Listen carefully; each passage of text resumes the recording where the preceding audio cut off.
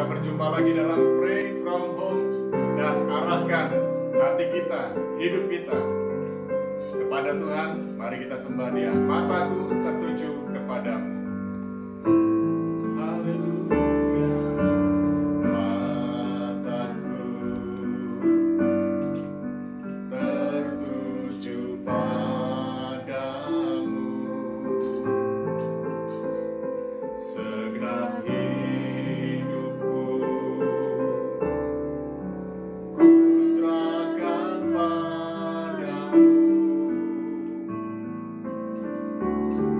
Bimbing aku masuk rencanamu untuk membesarkan kerajaanmu. Ku mau mengikuti kehendak-Mu ya Bapa. Ku mau selalu menyenangkan hati-Mu.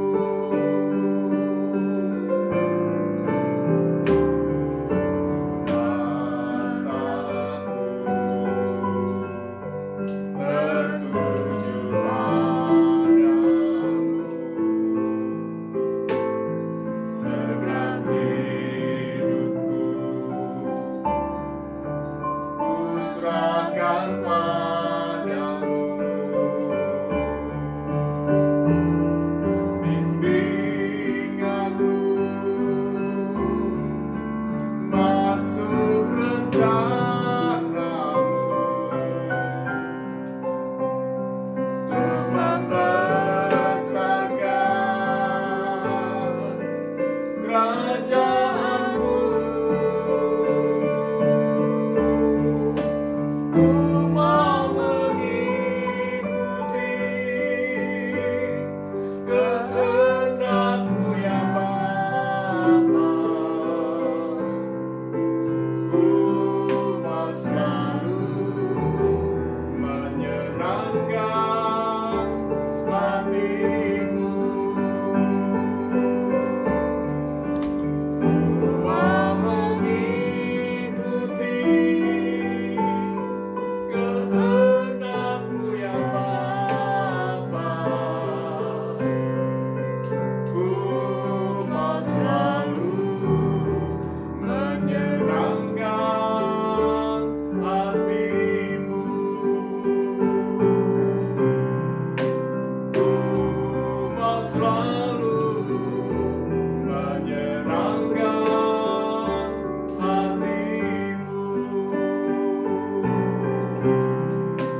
Ku mau selalu menyenangkan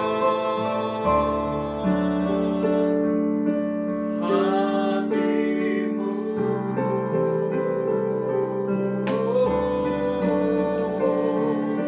Menyenangkan-Mu.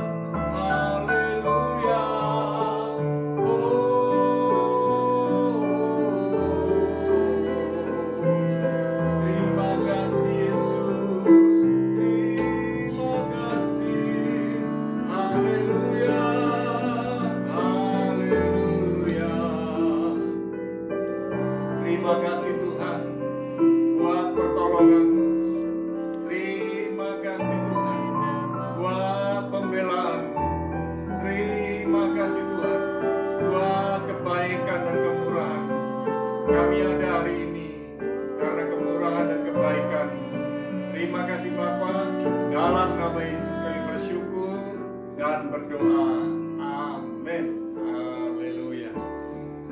Nah, malam ini saya akan sharing tentang satu hal, mengapa orang benar menderita.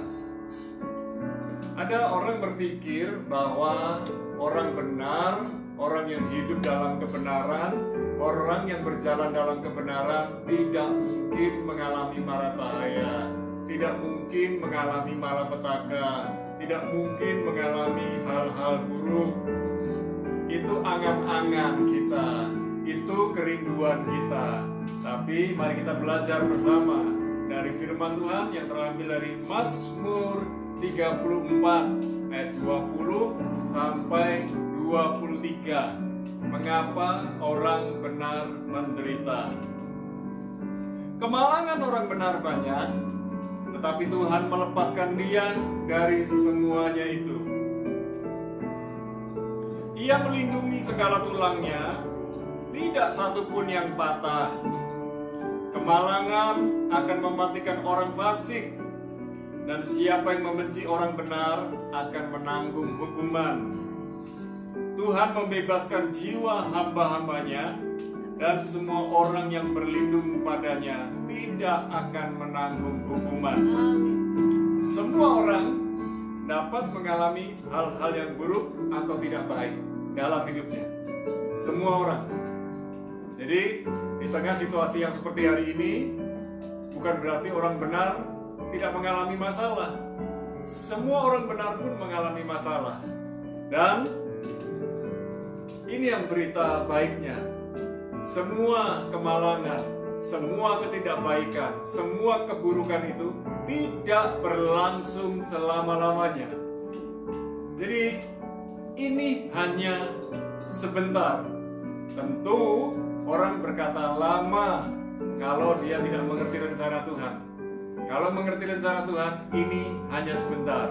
Karena Tuhan mau kita selah, kita bisa rehat, kita bisa istirahat, kita bisa berkumpul dengan keluarga, menata kembali kehidupan kita, menata fokus kita, menata tujuan-tujuan hidup kita. Jadi syukuri di mana kita bisa berada di rumah. Sekalipun hari ini tentu sudah banyak orang yang berkegiatan di luar, namun saya selalu akan mengingatkan saudara, jaga protokol kesehatan.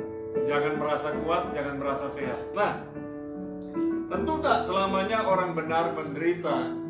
Ya, ada beberapa hal yang kita akan perhatikan mengapa orang benar menderita. Yang pertama, pengalaman buruk. Pengalaman buruk dapat menimpa semua orang, termasuk orang benar. Dan pengalaman buruk tidak membawa bencana berkelanjutan. Ya, dalam ayat yang ke-20 dikatakan kemalangan orang benar banyak, tetapi Tuhan melepaskan dia dari semuanya itu.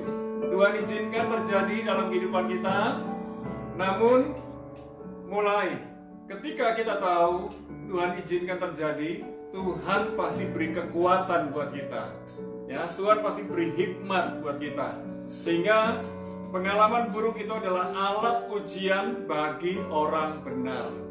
Ingat, itu ujian. Jadi jangan sampai bersungut-sungut, jangan marah, jangan kecewa, jangan pahit hati, jangan mengutuk Tuhan. Tetapi bersyukurlah lewat pengalaman buruk ini kita masuk dalam ujian supaya kita next level, naik kelas. Anda boleh setuju, boleh nggak setuju dengan saya. Tapi firman Tuhan berkata, kemalangan orang benar banyak, tetapi Tuhan melepaskan dia dari semuanya itu. Ia melindungi segala tulangnya, tidak satu pun yang patah. Artinya, kalau kita hidup benar, berjalan dalam kebenaran, dan menerapkan kebenaran-kebenaran firman Tuhan, Tuhan akan tolong kita, Tuhan akan bela kita, Tuhan akan luputkan kita dari semuanya itu. Dan kita pasti lulus, ya. Lulus dari semua yang menjadi ujian buat kita. Namun, pengalaman buruk akan menghancurkan orang fasik. Tanggung. Orang berdosa nggak tahu kebenaran, tapi orang fasik tahu kebenaran dan tidak melakukan. Jadi jadilah orang benar yang melakukan kebenaran firman Tuhan. Mengapa orang benar menderita? Karena kesalahan sendiri. Ada orang di Amerika berapa waktu yang lalu meninggal. Dia tokoh anti masker. Dia kemana-mana nggak pakai masker dan berkata virus itu kecil, itu hanya rekayasa manusia, itu bohong-bohongan aja, dan dia akhirnya mati karena kena virus corona. Tidak kasat dengan mata, tetapi berbahaya. Namun kita bisa menghadapi semuanya itu dengan pakai masker dan jaga kesehatan. Mengapa orang benar menderita? Karena dampak bencana alam secara menyeluruh seperti hari-hari ini, ya. Dan karena Tuhan izinkan terjadi sebagai alat ujian buat kita. Jadi jangan kutuki Tuhan, jangan marah kepada Tuhan. Ini hanya sementara, ini alat ujian buat kita. Dan yang ketiga, apa yang harus kita lakukan? Nah, ini yang perlu kita lakukan.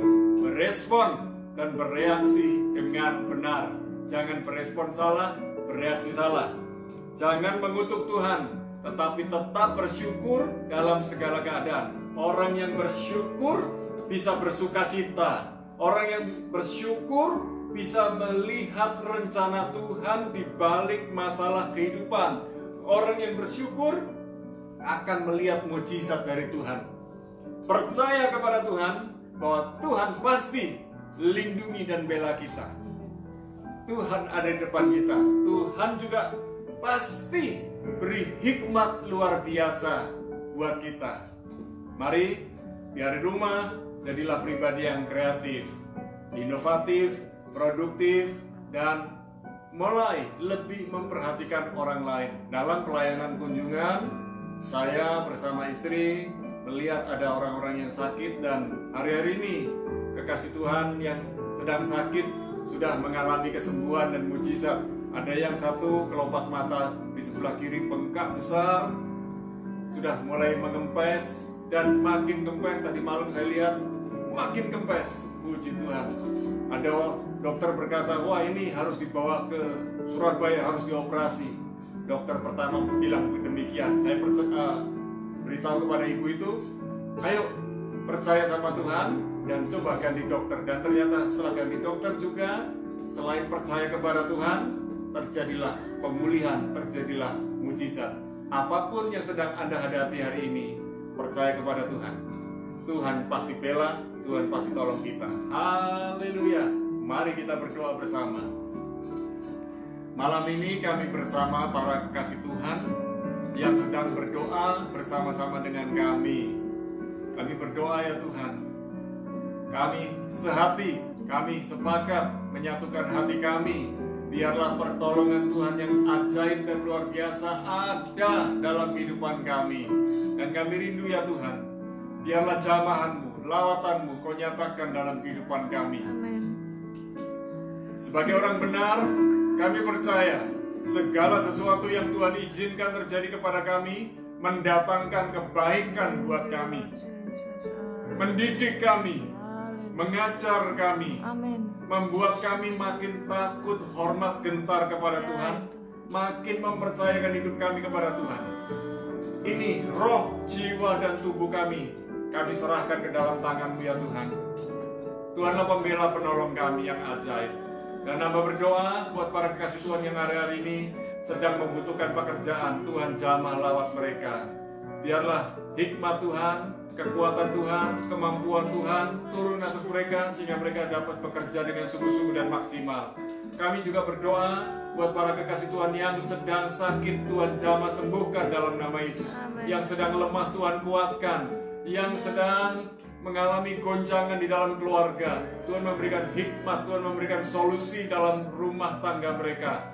Dan kami berdoa buat para pengusaha di pabriknya, di tokonya, di apoteknya, dan di usaha-usahanya. Mereka diberi hikmat khusus oleh Tuhan untuk bekerja dengan sungguh-sungguh dan maksimal, bekerja sama dengan para staf dan karyawannya. Kami berdoa ya Tuhan, orang benar yang hidup mengandalkan Tuhan akan Tuhan tolong sampai akhir. Amin. Lulus dari akademi corona ini. Di dalam nama Yesus kami bersyukur dan berdoa. Bangsa negeri Indonesia ada dalam pengawasan-Mu Tuhan. Dan Indonesia pasti pulih, pasti bangkit. Karena kami berdoa Indonesia bagi kemuliaan Tuhan. Dan kami percaya pemerintah yang ada lewat kepemimpinan Presiden Jokowi, Tuhan sudah memberkati dengan hikmat yang luar biasa sampai ke daerah-daerah. Semuanya terberkati dan biarlah ekonomi Indonesia dipulihkan kembali. Dan malam ini ketika kami beristirahat, rahmat-Mu, berkat-Mu, pertolongan-Mu, urapan-Mu sungguh nyata buat kami, sehingga ketika kami menghadapi hari esok, kami siap. Terima kasih Bapa. Berkat-Mu turun atas kami semua di dalam nama Bapa, Putra dan Roh Kudus. Di dalam nama Yesus memampukan kami untuk menghadapi hari esok dengan penuh syukur dan sukacita. Dalam nama Yesus sama-sama katakan amin. Sampai jumpa besok. Tuhan Yesus memberkati. Haleluya.